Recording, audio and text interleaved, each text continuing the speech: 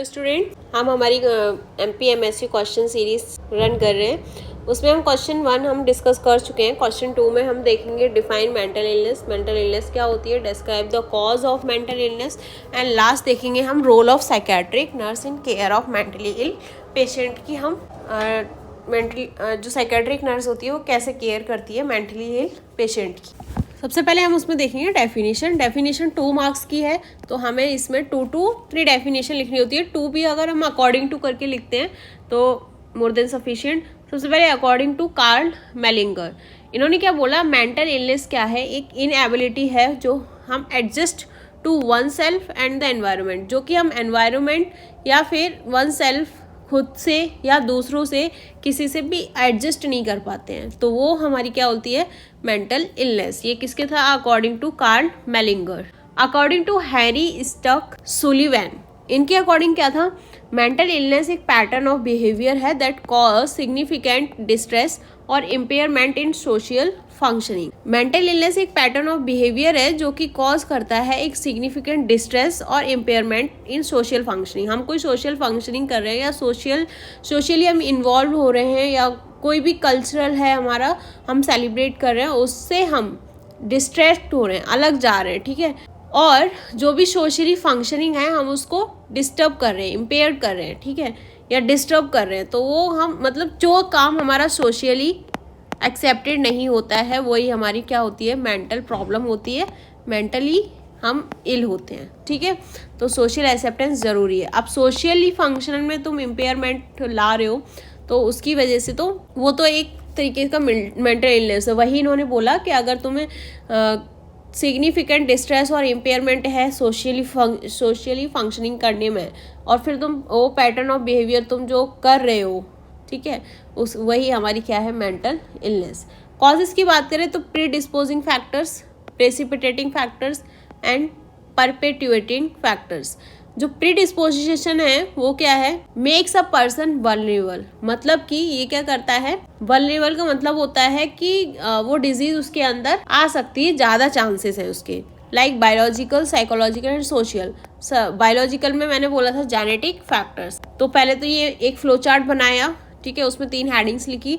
Next page पे हमने एक और, ये केवल फर्स्ट हेडिंग लिखी, उसके अंदर ये सब हेडिंग्स आएगा, biological, psychological and social. Biological में हमारा जेनेटिक प्रिडिस्पोजिशन आएगा, जो कि फैमिली हिस्ट्री वगैरह। सेकेंड हमारा क्या आएगा, ब्रेन स्ट्रक्चर चेंज हो जाना, लाइक मैंने बोला कॉर्टिकल एट्रोपी, ठीक है, उस तरीके से। साइकोलॉजिकल, कोई भी चाइल्डहुड ट्रॉमा या ब्रेन इंजरी, उसकी वजह से स्ट्रेस, एंजाइटी कॉज होता है, उसकी वजह से मेंटल हेल्थ खराब होती है, तो साइकोलॉजिकल फैक्टर। सोशली हम इंटरेक्ट नहीं कर रहे हैं, हमारे सोशल रिलेशनशिप बहुत अच्छे नहीं हैं, उसकी वजह से हम खुद को आइसोलेट कर रहे हैं, वही हमारी क्या है, प्रीडिस्पोजिंग फैक्टर। अगर हम खुद आइसोलेट रहेंगे, स्ट्रेस आएगा, एंजाइटी आएगा, ब्रेन इलनेस आएगी, ठीक है, मेंटल इलनेस।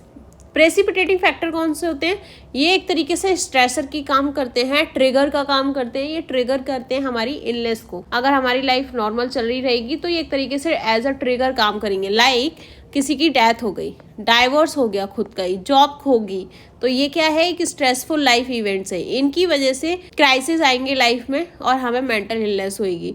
हम सब्सटेंस अब्यूज़ करना स्टार्ट करेंगे, उसकी वजह से भी मेंटल इलनेस आएगी। देखो, जॉब गई, क्राइसिस आया, ठीक है, तो हमने सब्सटेंस अब्यूज़ स्टार्ट किया और हमें कॉज क्या कर लिया, मेंटल इलनेस। सब एक दूसरे से मिलते जुलते हैं। परपेट्यूएटिंग फैक्टर्स, ये क्या करते हैं, मेंटेनिंग फैक्टर होते हैं, प्रोलॉन्ग्ड इलनेस को मेंटेन करके रखते हैं। लाइक अगर हम सोशली आइसोलेट ही रहे तो ये डिजीज़ कभी ख़त्म नहीं होने वाली है, ये मेंटेन रहेगी और ज़्यादा ख़राब जरूर हो सकती है, वर्सन द इलनेस।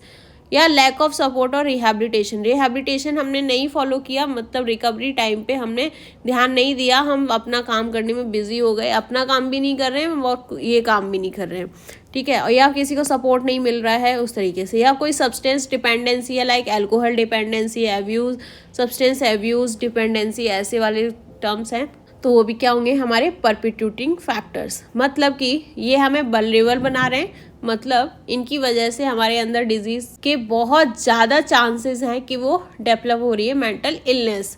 प्रेसिपिटेटिंग मतलब ये स्ट्रेसर की तरह काम कर रहे हैं, ट्रिगर कर रहे हैं, हमारी मेंटल इलनेस सही चल रही है लेकिन फिर भी ये आके ट्रिगर कर रहे हैं और ये मेंटेन करके रख रहे हैं उस चीज़ को, क्योंकि प्रोलॉन्ग्ड इलनेस कॉज हो रही है इन सब चीज़ों से, अगर हम ये चीज़ें फॉलो नहीं करेंगे तो। ठीक है, तो ये हमारी एटियोलॉजी हम इस तरीके से लिख सकते हैं। अब हम रोल की बात करेंगे। एक बार खुद सोच के देखो साइकेट्रिक नर्स का रोल क्या होता है।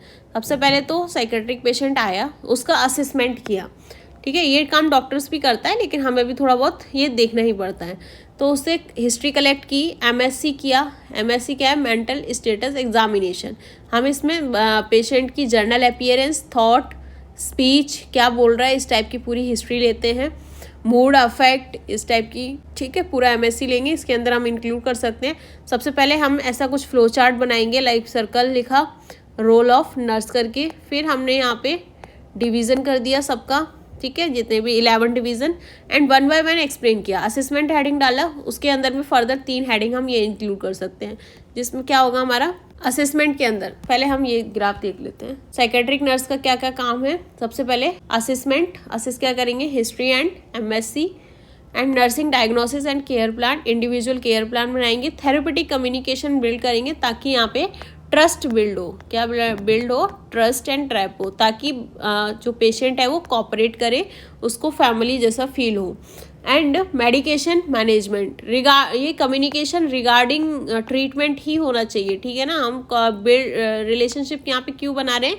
ताकि हम बेटर ट्रीटमेंट कर पाएँ। मेडिकेशन मैनेजमेंट एडमिनिस्टर करना है, मॉनिटर करना है किसको? Side effects. Safety management, prevent self harm and दूसरों पे भी, खुद पे भी अटैक कर सकता है, तो वो भी हमें प्रिवेंट करना है। साइकेट्री पेशेंट है, कुछ भी कर सकता है। साइको सोशल इंटरव्यू, काउंसलिंग करानी है, थेरेपीज करानी है। इससे क्या होता है, उसके ब्रेन में जो भी अनकॉन्शियस थॉट्स होते हैं या कुछ भी चीज़ होती है वो बाहर आने लगती है और पेशेंट थोड़ा थोड़ा ठीक होने लगता है। हेल्थ एजुकेशन देनी है, पेशेंट्स को भी और फैमिली वालों को भी एजुकेट करना है, किसके रिगार्डिंग? जो पेशेंट की डिसऑर्डर है, जो भी हेल्थ इशू है, वो उसके रिगार्डिंग। रिहैबिलिटेट करना है, डेली एक्टिविटी को हमें बाय द हेल्प ऑफ जो ग्रुप में एक्टिविटीज़ होती है उसके थ्रू हम उसको क्या करते हैं, डेली एक्टिविटीज़ में इन्वॉल्व करते हैं। और सोशल स्किल्स सिखाते हैं ताकि वो सोशल आइसोलेट नहीं करे, सोशल इंटरेक्शन को इंक्रीज़ करे। फैमिली को इन्वॉल्व करते हैं क्योंकि सारे टाइम उसके साथ फैमिली रहने वाली है, तो उसको फुली सपोर्ट करते हैं। और सारे डाटा को डॉक्यूमेंटेड करते हैं एंड इवेल्युएट करते हैं। एडवोकेसी एंड कोऑर्डिनेशन, इसमें क्या पेशेंट राइट को फॉलो करते हैं, जो भी हमारे पेशेंट्स के राइट्स होते हैं उनको। क्या किया हमने, फिर से रिवाइज करेंगे। असेसमेंट किया, हिस्ट्री कलेक्ट की, एमएससी किया। मेंटल स्टेटस एग्जामिनेशन, जो कि अभी की कंडीशन बताता है, वो जो अभी पेशेंट कैसा है वो बताएगा। Identify patient problem and needs, patient की प्रॉब्लम क्या है, उसकी ज़रूरत है क्या है, उसके अकॉर्डिंग हम उसको केयर देंगे। तो नर्सिंग असेसमेंट कर लिया, अब हम बनाएंगे नर्सिंग डायग्नोसिस, फिर उसका नर्सिंग केयर प्लानिंग करेंगे कि हम उसके गोल बनाएंगे अचीव करने के लिए, ताकि हम लास्ट में इवैल्यूएट कर पाएँ कि उसकी कंडीशन क्या थी, क्या से क्या इम्प्रूव हुए है। ठीक है, फॉर्मुलेट नर्सिंग डायग्नोसिस बना लिया, फिर उसी के अकॉर्डिंग केयर प्लान बना लिया, क्या क्या हम इंटरवेंशंस करेंगे उसके पेशेंट के ऊपर, और फिर इम्प्लीमेंट कर देंगे। एंड देन हम लास्ट क्या करेंगे, evaluate. Therapeutic communication, trust and repo बनाने के लिए हम थेरेपेटिक कम्युनिकेशन उससे बात करेंगे। एक्टिवली लिसनिंग, इस पे तो बहुत ही ध्यान देना है, उसको पहले ध्यान से सुनना है। आप ध्यान से नहीं सुनोगे, इंटरेस्ट के साथ नहीं सुनोगे, वो इतना इन्वॉल्व नहीं होगा। एम्पैथी मतलब खुद को पेशेंट की जगह रख के केयर प्रोवाइड कराना। Medication management, prescribed and monitor side effect, जो प्रिस्क्राइब्ड मेडिसिन है वो हमें एडमिनिस्टर करानी है एंड मॉनिटर करना है साइड इफेक्ट्स को। Safety management, prevent self harm, suicide and violence. ठीक है, अपनी सेफ्टी भी करनी है, पेशेंट की सेफ्टी भी करनी है, उसके जो सराउंडिंग में हार्मफुल ऑब्जेक्ट्स हैं उनको रिमूव करना है। Psycho social interaction, emotionally support provide कराना है, काउंसलिंग कॉन्टिन्यूस करानी है, सोशल इंटरेक्शन कराना है ताकि वो खुद को आइसोलेट करना बंद कर दे मेंटल इलनेस ठीक होने के लिए।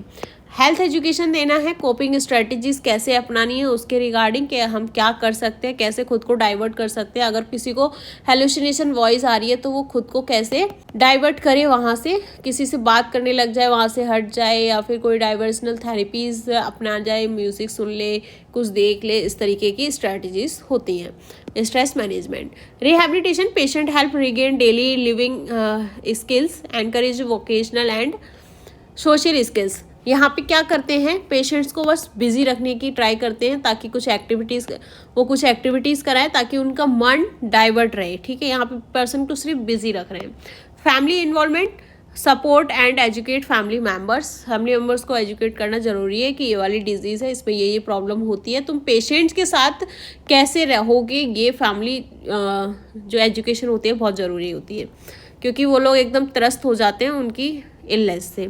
Documentation and evaluation, maintain accurate record and evaluate patient progress, वो प्रोग्रेस उसकी कैसी हो रही है, वर्सन तो नहीं हो रही है, इंप्रूव हो रही है या नहीं, ये जरूरी होता है इवेल्युएट करना। एडवोकेसी एंड कोऑर्डिनेशन, पेशेंट के जो राइट है वो सारे फॉलो करने, साइकेट्रिक पेशेंट के राइट्स भी एकदम अलग ही होते हैं, तो फिर एकदम अच्छे से डील करना पड़ता है, क्योंकि यहाँ पे लीगल इथिकल इश्यूज बहुत ज़्यादा आते हैं। रिड्यूस स्टिग्मा, जो कि बहुत ज़्यादा है मेंटल इलनेस को लेके, तो ये हेल्प करता है रिड्यूस स्टिग्मा को। तो ये हमारा कंप्लीट होता है रोल ऑफ साइकेट्रिक नर्स। इसी के साथ हमारा question 2 complete. Thank you so much.